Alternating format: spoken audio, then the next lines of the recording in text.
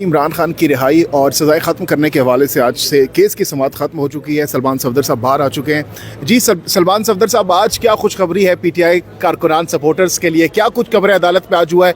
सुना है बड़ी आज खुशगवार समाअत हुई है, आपने कुछ वीडियोज़ भी चलाई है वहाँ पर।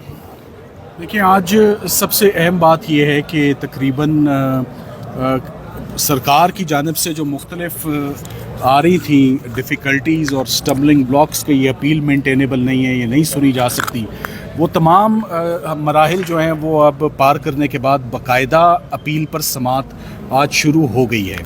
और उस अपील में आज बहुत कुछ पढ़ा गया, बहुत एविडेंस सामने रखा गया, FIR पढ़ी गई, चलान पढ़ा गया, इमरान खान साहब की तकरीर पढ़ी गई, शाह महमूद कुरैशी साहब की तकरीर पढ़ी गई।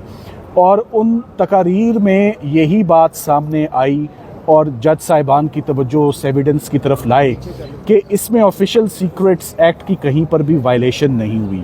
आज ऑफिशियल सीक्रेट्स एक्ट का कानून भी बहुत जामे और मुफस्सल तरीके से बेंच ने देखा कि कौन सी फॉरेन पावर है जो मुस्तफ़ीद हुई है, किस एनिमी स्टेट ने डायरेक्टली इनडायरेक्टली बेनिफिट किया है, कौन सा सीक्रेट है, कौन सा कोड है जो बाहर आया है। और इमरान खान साहब को तो कॉपी दी गई थी एक साइफ़र की, और आज़म खान साहब के रोल को आज एक दफ़ा दोबारा देखा गया।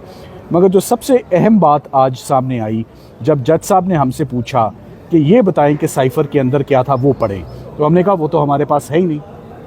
उन्होंने कहा ये कैसे हो सकता है कि ये केस मुकम्मल हो गया, और हम तो जस्टिस मियां गुल हसन साहब ने फरमाया कि मैं तो इस केस को ओपन ट्रायल इसलिए मैं सुन रहा था कि मेरा ख्याल था कि साइफ़र के कंटेंट्स कोर्ट में वकला के आगे सरकार तो रखेगी, जज साहब तो देखेंगे। मैंने कहा जी ऐसा तो कभी हुआ ही नहीं। साइफ़र के अंदर क्या था, ना वो डॉक्यूमेंट एग्जिबिट हुआ, ना वो पढ़ा गया, ना हमने देखा। वो एक सफ़ेद हाथी है जो किसी ने नहीं देखा। और जज साहब ने कमाल किया है कि इस पूरे के पूरे एविडेंस को, हर डॉक्यूमेंट को सीक्रेट कह के खान साहब को और शाह महमूद कुरैशी साहब को 10-10 साल सज़ाएँ दे दी हैं। आज से केस दोबारा समाअत के लिए कल गया है।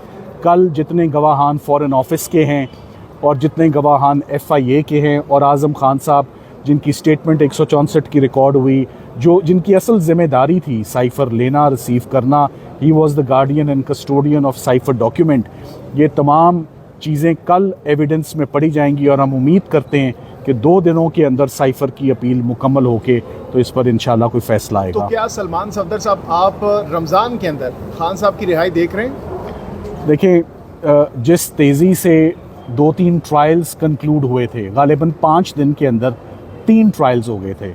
मेरा ख़्याल है कि अगर यही 5 दिन हमें आज चलें, यहीं पर हम रिक्वेस्ट कर देते हैं चीफ़ जस्टिस साहब से, अगर यही 5 दिन हमें इस्लामाबाद हाई कोर्ट में लगातार मिल जाएं, हम अदालत का वक्त नहीं वेस्ट करेंगे, 1.5 घंटा रोज़ाना मिल जाए, तो मैं समझता हूँ कि 25 रमज़ान से पहले तमाम अपीलों में फ़ैसला होगा और इमरान खान साहब बाइज़्ज़त बरी होंगे। आज इमरान खान की जब स्पीच आपने वहाँ पर चलवाई, तो उस पर जज साहब ने बड़े इंपॉर्टेंट रिमार्क्स दिए और कहा कि एक तो सियासी बयान है, तो इसको कितनी इंपॉर्टेंस देंगे इस रिमार्क्स को? देखें, आज के केस में 2 बहुत अहम चीज़ें थी जो चलान में पढ़ी गई।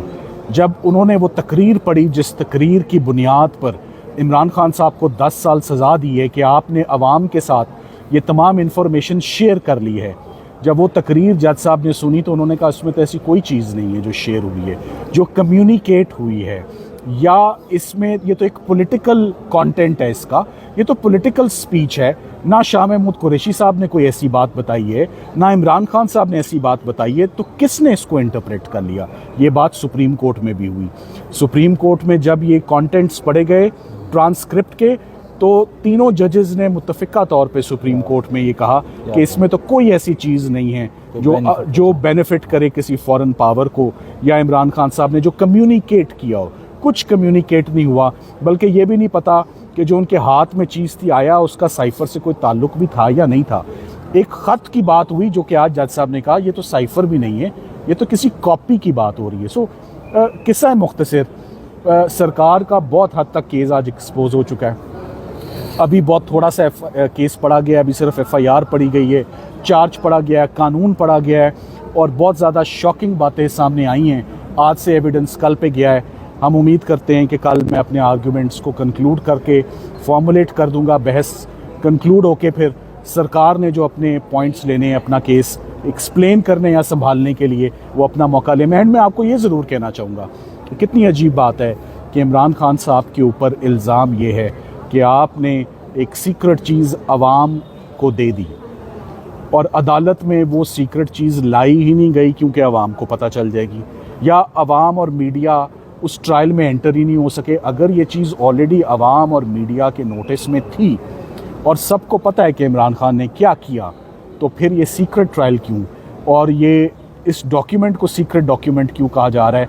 सीक्रेट डॉक्यूमेंट तो चले हो सकता है, वो एग्जिबिट ही नहीं हुआ, तो अगर वो एग्जिबिट ही नहीं हुआ तो वो सरकार के केस का हिस्सा ही नहीं है, वो इस्तगासे का हिस्सा ही नहीं है। ना वो देखा जा सकता है, ना वो पढ़ा जा सकता है, ना जजेस उसको देख सकते हैं। सो जो मेन केस जिसके ऊपर केस है वो सिरे से मौजूद ही नहीं है, साइफर प्रोसिक्यूशन के केस का हिस्सा ही नहीं है। जज साहब ने 10 मिनट के बाद भी कंक्लूड करने से पहले यही कहा, मैं तो वहीं का वहीं रुका हुआ हूँ कि साइफर किधर है। तो क्या थैंक यू। इसी हफ्ते ये केस वाइंड अप होता इसी हफ्ते केस वाइंड अप होगा जी, इंशाल्लाह फैसला इसी हफ्ते। Thank you. बहुत शुक्रिया।